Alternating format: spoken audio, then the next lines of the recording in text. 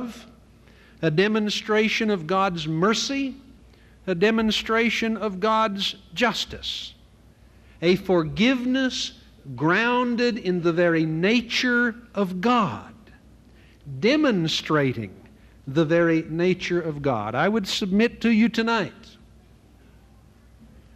that any sort of hope for eternal life based on each one of us being good enough or performing the ritual well enough is a very, very shaky kind of hope. God is set forth in the Bible, and I think also set forth in Islam, is a God of justice, a God who avenges, and also a God who is merciful and a God who is compassionate. Now, I suggest to you that it's very difficult to somehow harmonize those ideas. How can you be just and avenging of your honor and of the insult done to you and at the same time be merciful and compassionate? By simply waving away the offense, that may be mercy and compassion, but where is justice? Where is the avenging nature? Do you discount it? Do you ignore it? Do you deny it? Does it cease to be? On the other hand, to bring the judgment, to exercise the justice, to avenge what happens, we all go to hell. And so what do? The response of the Injil, who is Jesus, is that in Jesus God set forth both His justice and His mercy and compassion in dealing with our rebellion, the insult we have done to Him, the dishonor that we have brought upon His holy name, by in effect stepping in between, taking our place, becoming our protector, bearing the blow that is ours, taking it upon Himself. As Jesus said, greater love has no man than this, that He lay down His life for His friends. And that is what Jesus did. Laid down His life for His friends, for all people who would look to Him and thus would depend upon Him in some degree of trust in His act, not in their goodness.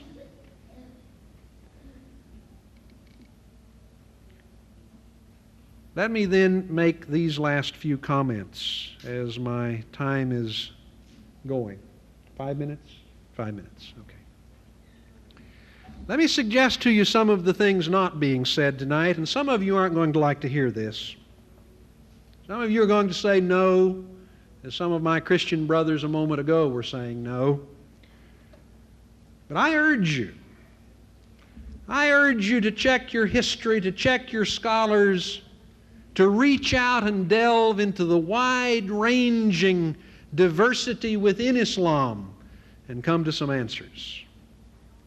Let me suggest some things not being said tonight. Is the Bible reliable? No, it has variations in spelling. Is the Bible reliable? No, there are differences in interpretation. Is the Bible reliable? No, there are differences in translation. Is the Bible reliable? No, because sometimes you find the first verses of John 8 and the last verses of Mark 16, and sometimes you don't. Is the Bible reliable? No, because some of the stories in it sound rather like stories that you might find in pagan sources. Is the Bible reliable? No, because there are a number of scholars. Dr. Deedat can pull their quotations from his briefcase, from the Encyclopedia Biblica and others, that would say the whole business of the crucifixion and the resurrection is a hoax. I would submit to you tonight that he doesn't want to do that. Because you see, those scholars do not believe in God. They do not believe in the supernatural. And the criticisms that they level against the Bible, whether it be the crucifixion, the resurrection, or whatever else, they would level against the Quran because they do not believe the Quran is from God. So I would hate to quote a man who doesn't believe the Quran to somehow prove that you shouldn't believe the Bible. You can't have it both ways. Ask about the presuppositions of those who are cited and whom you quote. But back to what I was saying. If someone wants to say, well, there are problems with the text of the Bible because there are variations in spelling. There are variations in spelling in places in the Quran. Does that prove it is not from God? Well, you would say, no, that doesn't prove it's not from God. But then if it doesn't prove that there, why does it prove it over here? Different interpretations. Oh, there are different interpretations of the Quran. Different versions. Well, there are different versions of the Quran, different translations.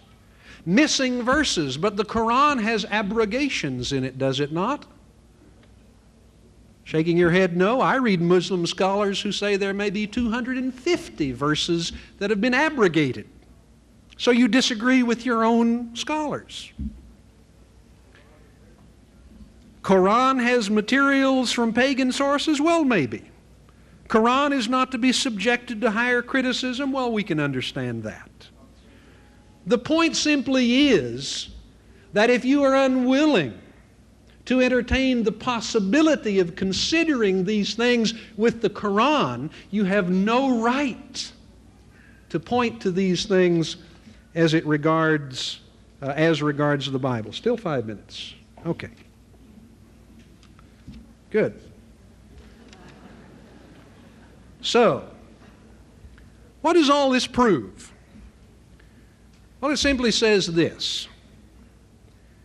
Reason and logic says that these things don't prove anything one way or the other. I mean, variations in the spelling within the Greek text of the Bible, what does it prove? Nothing more than variations in spellings in the Quran. Differences in translations into English or Indonesian or French, what does it prove? Nothing.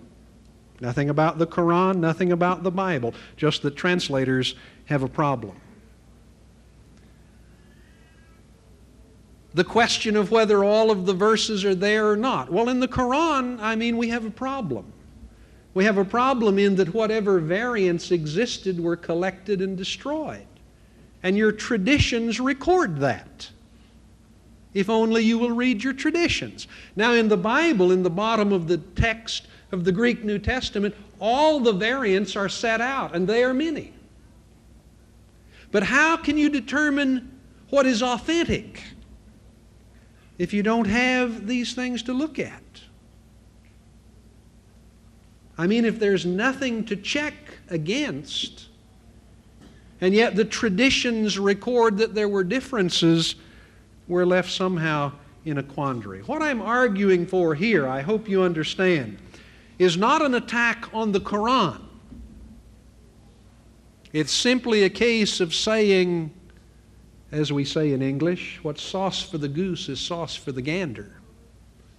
If you want to raise these arguments against the Bible, then in integrity, you must be willing to investigate these same arguments with regard to the Quran, because the same conditions exist there.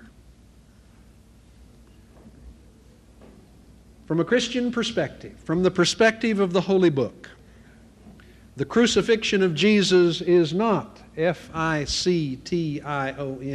it is F-A-C-T.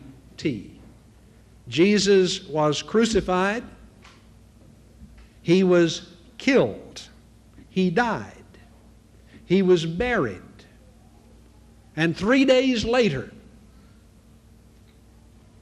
He was raised from the dead. Either this is true